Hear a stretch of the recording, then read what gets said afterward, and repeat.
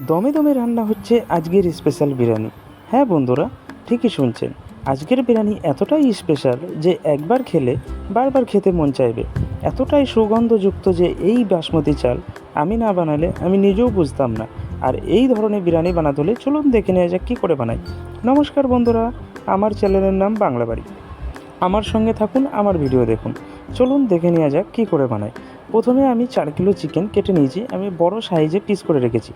এতে আমি আধা লিটার মতন দই, আধা লিটারের একটু বেশি দই দিয়েছি, 3টে তেজপাতা দিয়েছি এবং কিছু গ্রিন এলাইচি, গরম মশলা, লবঙ্গ, এই যাবতীয় আমি একটু শুকনো মশলা দিয়ে নিয়েছি। তারপরে আমার এই হাতে বানানো ছিল বিরিয়ানি মশলা, যেটা আমি কিছু শুকনো মশলা পিষে বানিয়ে রাখি সব সময়। কিছু পুদিনা পাতা, কিছু পেঁয়াজের বেরেস্তা আমি ভেজে রেখেছিলাম, সেটা দিয়ে দিয়েছি। সামান্য পরিমাণ তেল দিয়ে দিয়েছি যাতে মিশ্রণটা ভালো করে আমি মিক্স করতে পারি। তারপরে এটা আমি নরম হাতে আস্তে আস্তে করে ভালো করে এটা ম্যারিনেশন করে, এটাকে আমি 2 ঘন্টা আগে ম্যারিনেশন করে রেখে দিয়েছি, যাতে আমার চিকেনের পিস অনেক বড়, এর ভেতরে অনেক স্বাদ যাবে। 2 ঘন্টা ম্যারিনেশন করে রাখার জন্য আমি মশলা লাগিয়ে ফ্রিজে ঢেলে রেখে দিয়েছি। এটা পাশে থাকে। চলুন এবার রাইসটা পেকিয়ে নেওয়া যাক। পানি গরম করতে দেওয়ার পরে আমি যাবতীয় খাড়া মশলা এর মধ্যে দেওয়ার পরে পুদিনার পাতা দিয়েছি, ঘি দিয়েছি এবং এতে আমি আরেকটা স্পেশাল জিনিস দিয়েছি, যাতে রাইসটা আমার খুব সুস্বাদু, একটু মিষ্টি ভাব আসে এবং সাদা হয়। এতে আমি 150 গ্রাম মতন গরুর দুধ দিয়ে দিয়েছি। তারপরে দেখুন চাল দেওয়ার পরে এটাকে আমি 50 থেকে 60% মতন পাকিয়ে নিয়েছি। এর বেশি পাকাবো না, আমি এটাকে দম দেবো। দমে গিয়ে বাকিটা আমার পুরোটা হয়ে যাবে, তাহলে ঝরঝরে হবে। এখানে যদি আমি রাইসটা বেশি পেকিয়ে ফেলি বা বেশি সিদ্ধ হয়ে যায়, তাহলে কিন্তু দম দেওয়ার পরে রাইসটা গেলো হয়ে যাবে। তো সেই ক্ষেত্রে এখানে খুব হিসাব করে আমাদের রাইসটা তুলে নিতে হবে। চলুন এবার বিরিয়ানির মশলা বানানো যাক।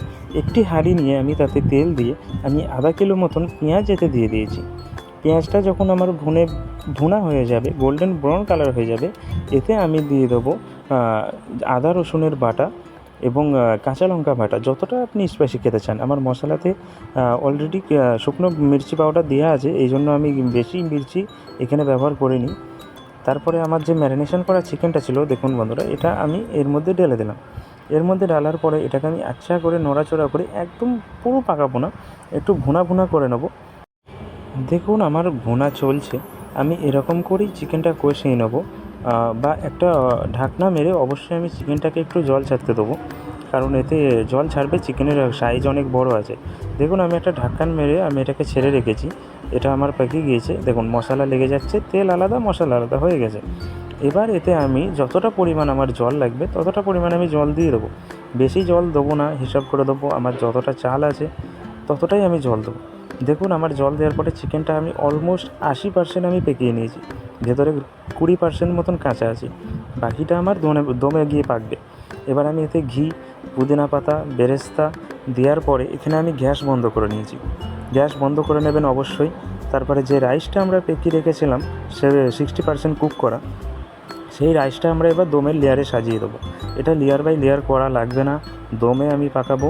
নিচে দেখলেন আপনারা কতটা জল ছিল, আমি ওপর দিয়ে রাইস দিচ্ছি। যখন আমি বিরিয়ানিটা খুলবো তখনও আপনারা দেখতে পারবেন যে এতে কী আছে, জল আছে না শুকিয়ে গেছে। চলুন, রাইস দেওয়া হয়ে গেছে, বেরেস্তা দিয়ে দিলাম। এতে এইবার আমরা এতে একটু পুদিনা, একটু ঘি মারার পরে এটাকে আমরা প্যাক করব খুব সুন্দর করে। আমি ঢাকনার ওপরে আমি কয়লা দেবো, যাতে 2 সাইড দিয়ে আমার দম হয়। আপনাদের কাছে কয়লা না থাকলে কোনো সমস্যা নেই। দেখুন আমি কয়লা দেবো বলে আমি সিলভার ফয়েল নিয়েছি।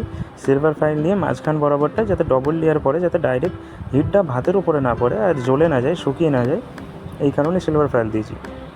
তারপর 4 সাইডে আটার লেপ দিয়ে আমি ঢাকনাটা ভালো করে মেরে ওপর দিয়ে কয়লা দিয়ে দিচ্ছি। কয়লা দেওয়ার ক্ষেত্রে কী হবে, 2 সাইড থেকে হিটটা বরাবর যাবে।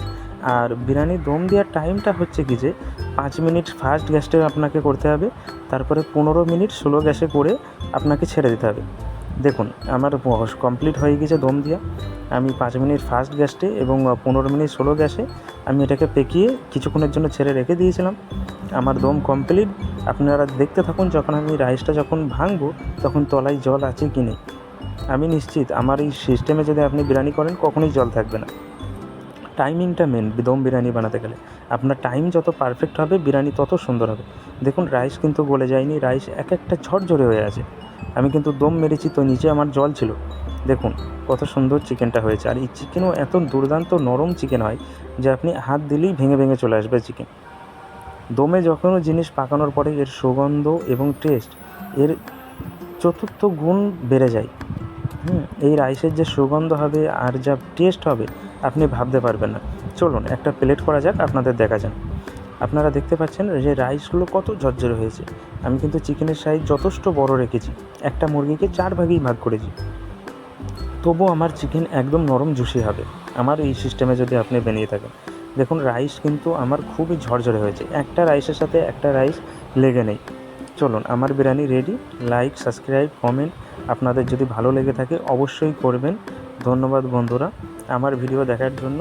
অবশ্যই আমার পেজে আবার ভিজিট করবেন।